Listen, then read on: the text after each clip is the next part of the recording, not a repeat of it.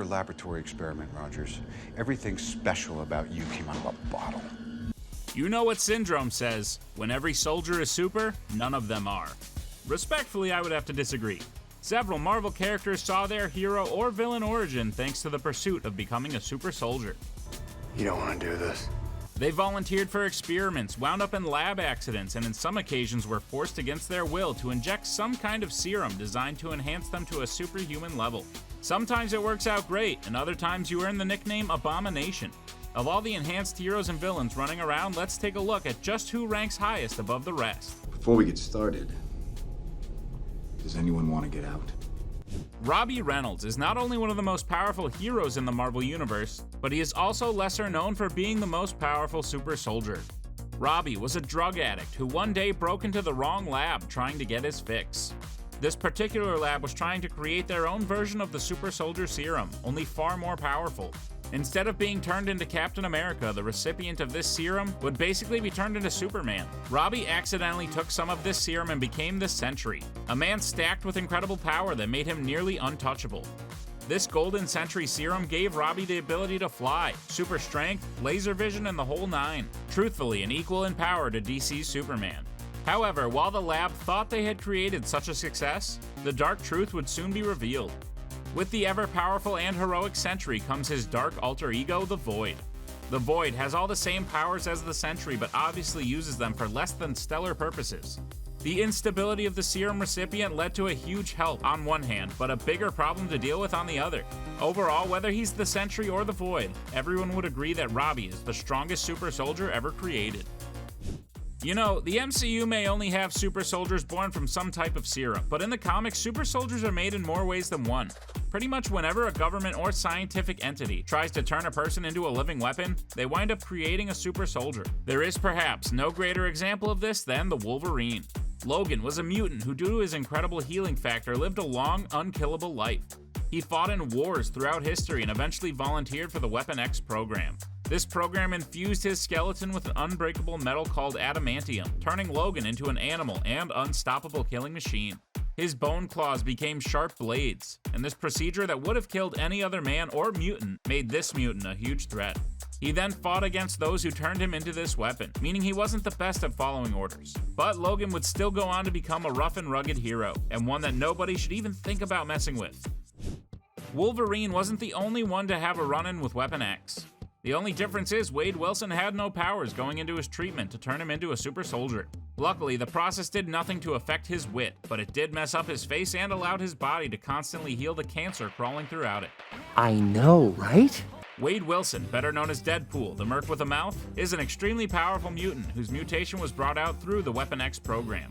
He may not have an adamantium skeleton, but this dude's plot armor and popularity basically makes him the most invincible character in all of Marvel. He is the only Marvel character who has successfully exited his comic and killed the very people writing about him. I'm touching myself tonight. After serving in the Special Forces for years, Wade Wilson is a master combatant, and the fact that bullets, swords, and weapons of most kinds have no effect on him, his mouth just keeps running all day. We can't allow this, Deadpool. Please, come quietly. I mean, I guess that's just a super soldier thing, huh? Kinda Captain America shtick, but it works. Arkady Rossovich is the Wolverine of the Soviet Union. He was a mutant who was used by his government as an attempt to answer the success of the super soldier formula that resulted in Captain America. Being a mutant already means you could possess great power, but after the experiments conducted by the KGB and the Soviet Union, Arkady was said to have become an Omega-level mutant, and therefore took on the nickname Omega Red. His power was unbelievably devastating. He could emit pheromones that would kill or weaken any living being in his immediate vicinity. He also gained the ability to directly absorb anyone's life force. He did this through carbonadium tentacles that were attached to his body. Omega Red has had some vampiric powers as well, having struck several deals with Dracula. Overall, this super soldier became one of the most devastating forces, and has taken out the likes of Iron Man, Cable, and Wolverine. You'd think being a mutant would be enough before throwing super soldier vampire into the mix. When you think of the word super soldier, who exactly comes to mind? Of course, it's the original, Howard the Duck. Oh wait, no, I mean Captain America. Okay, fine, Duck. Sorry, I confuse those two all the time. Steve Rogers may be one of the most iconic heroes in history. While in many instances, one's power before the serum seems to be an advantage, Steve is the exception to the rule.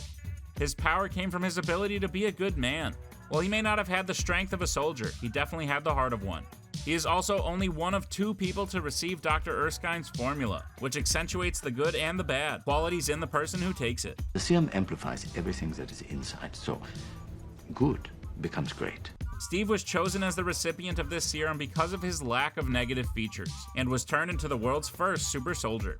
Captain America reached his full potential of power in Avengers Endgame when he proved himself worthy of wielding Mjolnir, granting him the powers of the God of Thunder.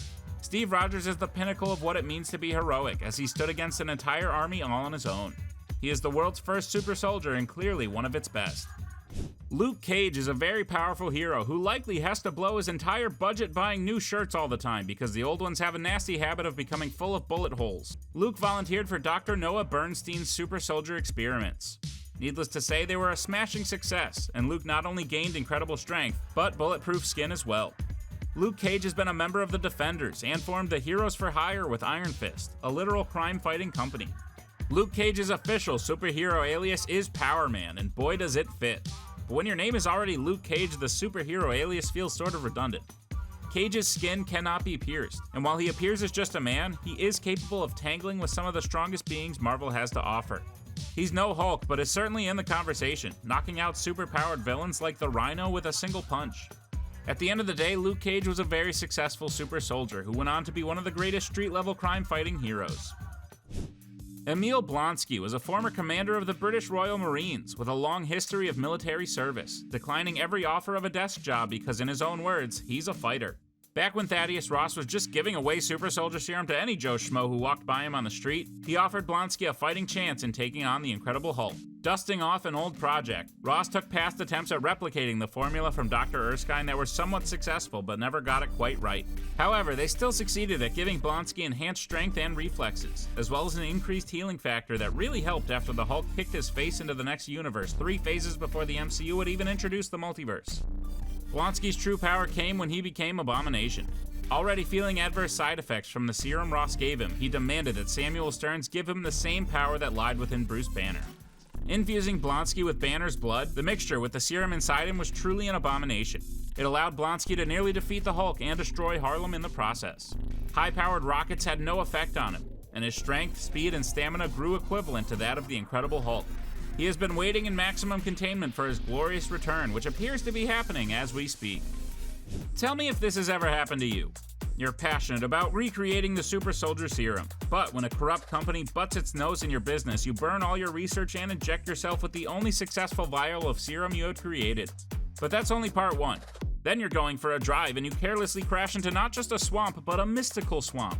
The mystical properties of the swamp then combine with the super soldier serum coursing through your veins, and you are transformed into an incredibly powerful but disgusting creature called Man-Thing. And then you spend your life promising everyone that you're totally different from DC's Swamp Thing.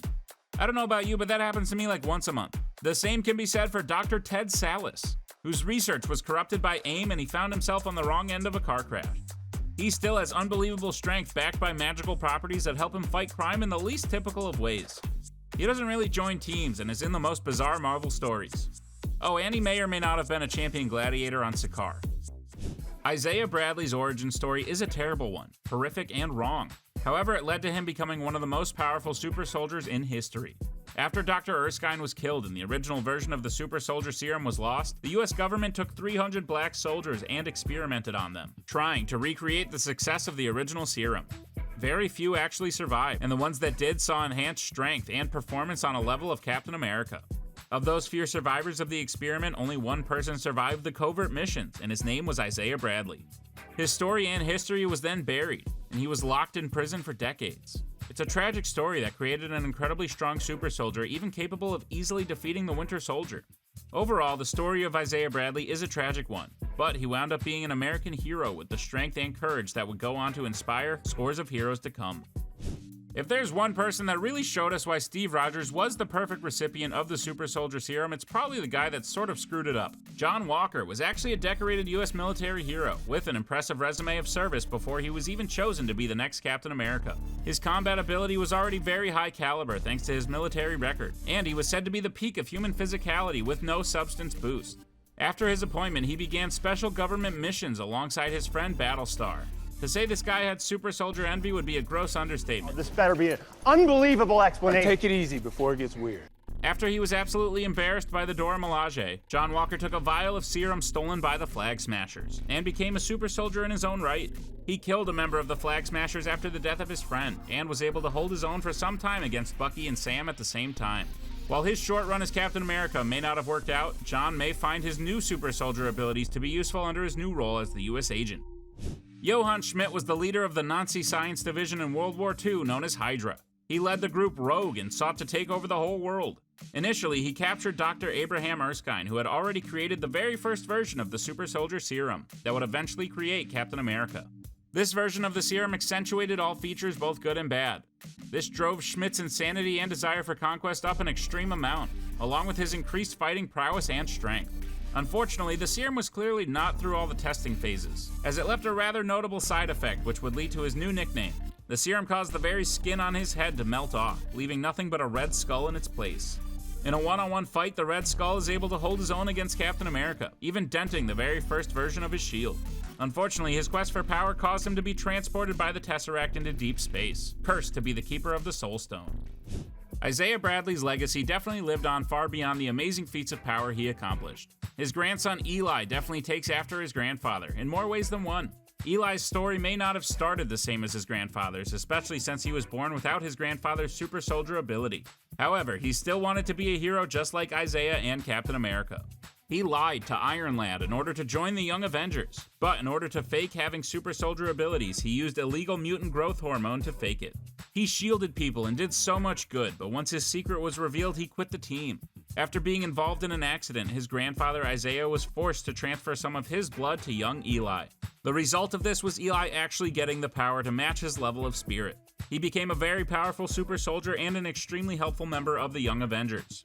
His story definitely has hints of the original Captain America, wanting to help people even if he wasn't fully equipped, and now he has the strength to back it up.